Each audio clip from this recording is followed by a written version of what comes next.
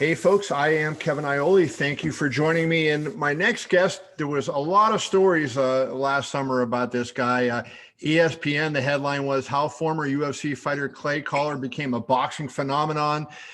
In Sports Illustrated, it said how former UFC fighter Clay Collard became boxing's unlikely star. And on Friday night last week, Clay Collard became the PFL's MMA star when he defeated former UFC champion Anthony Pettis. I am joined by Clay Collard. Clay, what's this last year been like for you? It's been crazy, huh? Yeah, man, it's been a wild ride for sure. Yeah, it's been very entertaining year. I've fought on the biggest shows in the world, from boxing to mixed martial arts. So what was the win? I look at your record, and I think clearly Anthony Pettis is the biggest win in MMA that you've had. I mean, nothing comes close to that. A former UFC champion and a guy who still, I think, has a lot to give in this sport. And you win a very clear decision over him, 29-27 on one card, 29-28 on the other two. Your hands were the difference in the fight. What does it mean to you to get a win over a guy at the level of Anthony Pettis? To me, it's just clarification that I've put in the work, I've put in the time, and I am one of the best fighters around, and I believe that.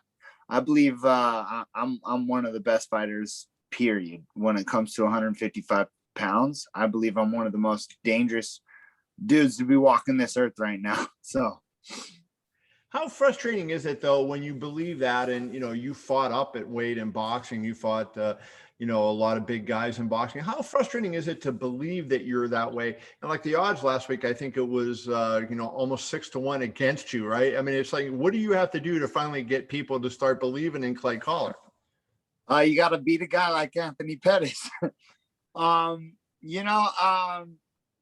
I don't mind being an underdog. I like the Rocky story, the underdog story. That's something I enjoy. I love being that underdog and everybody counting me out and being like, what now? So yeah, I believe, I've been away from MMA for a little while. I came back. I did a couple fights, and then I went over into boxing for a year, and now I'm back in MMA, and I feel like I'm finally coming into my own, and I'm ready to take the MMA world by storm. So. For people who don't know, you're 19-8 as an MMA fighter, number of fights in the UFC. You're 9-4-3 as a boxer. Now, it's interesting, if you basically double the two of them, you got the same record, right? Your boxing record would be the same as your MMA record. What do you feel you're better in? I mean, I know you love MMA. You were a wrestler in high school. You love MMA. Do you feel you're better in one over the other? Yeah, I feel like I'm definitely a better mixed martial artist, just because I have more tools. And boxers can dance around and move around and run from me a little easier. In MMA, I can grab you, I can kick you, I can, I got a whole cage to mash you up against. So I feel like I am a better mixed martial artist. Yes. One of the things, Clay, that I've always wondered, you see a lot of MMA fighters, they go to a boxing coach, and a lot of people have gone with, say, Freddie Roach and work on their hands with Freddie Roach. But given that you take different stances in the two sports, right? How does training boxing help you in MMA when you're throwing them from different angles and different stances? See, my coach, he modified his boxing style to work in mixed martial arts. He was a big time amateur boxer. Ryan. Ryan. He's fought some of the biggest names in boxing back in the day when he was with the amateurs. He had one pro fight and one, and then he stopped. So, but he started doing mixed martial arts, and he learned a lot of the techniques that don't work being a boxer, so he had to adapt his boxing to work in mixed martial arts. And I did the same thing for boxing. I adapted my mixed martial arts style. Like all the boxing analysts are like, this guy throws from goofy angles and he doesn't do it the proper way, you know, but I made it work for me, you know. Yeah, I mean, I think the biggest win. I'm just looking at your boxing record. I think the biggest win is over David Kaminsky. You had a split decision over him last June.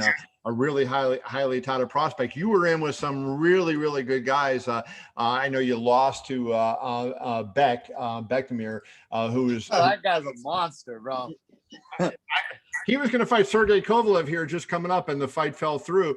And everybody was, I shouldn't say everybody, a lot of people were saying, oh, that's an easy fight for Kovalev. I said, no, I do not think not an easy fight. That dude is not an easy. That dude's gonna, I guarantee that dude ends up becoming a champion and staying a champion for a long time. I think you are right. From your standpoint, the evolution that you've made with your hands, and you compare take your UFC run, how much better are you in MMA now, given the work that you've done on your hands compared to when you were in the UFC? And, you had some good, you had some wins, but you never beat a guy of the level of Pettis. So, I mean, I'm a completely different person than my first run in the UFC. Not only in fighting, but in mental maturity. I was a late bloomer. My mom likes to say.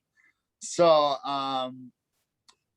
I've made a lot of changes in my fight game, and I've gotten better there. But I think the reason I'm having the success I'm having now is because of the maturity I've made outside of the cage and outside of fighting. Was that just something experience that came along, or did you see a mental coach who helped you? Was it, is there anything that you can touch on that say that, really was what helped you? So my coach now, Ryan Alt, is a big part of it. I took 2 years off from fighting altogether, a while back. And I needed to reevaluate my life and figure out what I really wanted to do, if I really wanted to keep fighting. And I think it was about 2 years, a little over 2 years, somewhere around there. And I decided, you know what, I want to come back and I want to start fighting again. And my first run in the UFC, I was a wild kid, man. I liked to party, I liked to so my life outside of the gym was just hectic and crazy, and I was bouncing around from place to place to live. I was partying. I wasn't really taking my fight game as seriously as I should have. And I was signed with the UFC at the time. So, I'm fighting in one of the best organizations in the world, and I'm playing, I was playing. So I took those 2 years off, and I decided, you know what, I want to come back and I want to do it right. And so when I got with Ryan, I was still a little crazy, and he really tightened up on the reins and was like, I moved in with him, and he says, if we're going to do this, you're going to live and breathe fighting. That's it. I love it. And I said, I'm 100% with you. I was like, I asked him, like, I need you to be tough on me. Like, I need you to, like, be that guy who's gonna tell me no. I need you to be that guy who's gonna hold me accountable. And that's what he's done, and I've matured enough to where I know it's something that I need to do. So I'm focused, and I think that's the biggest difference between now and then. So getting a win over Anthony Pettis, I think, makes you the favorite in that division right now, going into the rest of the PFL season. Obviously, you may see Pettis again in the playoffs, right?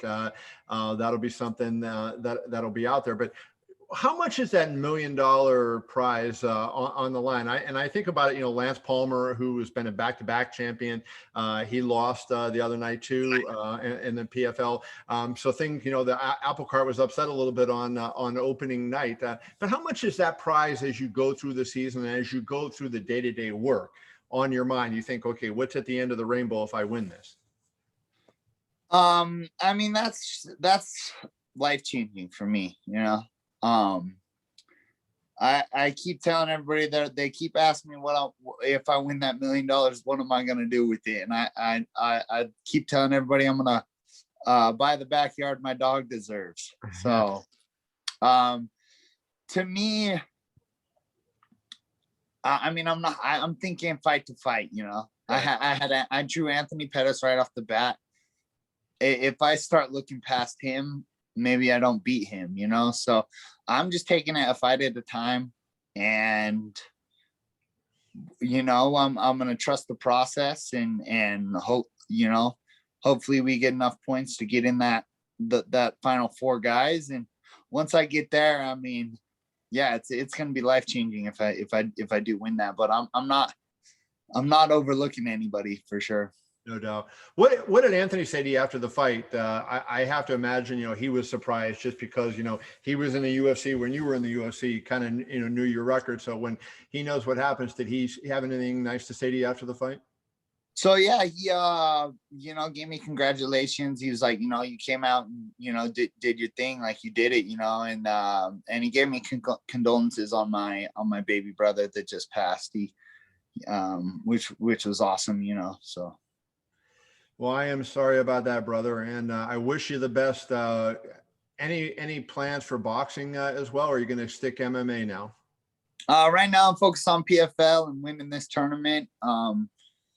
I plan on winning the tournament, and I want to hold on to that belt for a few years, you know, let everybody know that it's mine. And then, you know, I don't know what the future holds after that.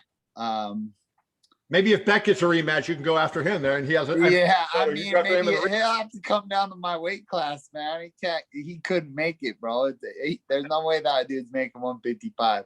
No way. And I fought as low as 47 in boxing. So you're you know, yeah, he was a monster, man.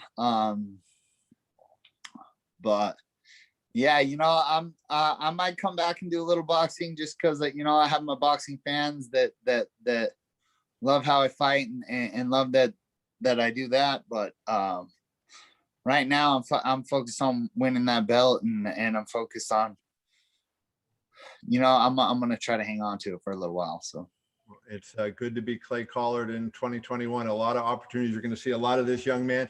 Clay, we appreciate you, brother. Congratulations on the win over Pettis. Best of luck the rest of the way in the PFL. And thank you very much, sir. Have a wonderful evening.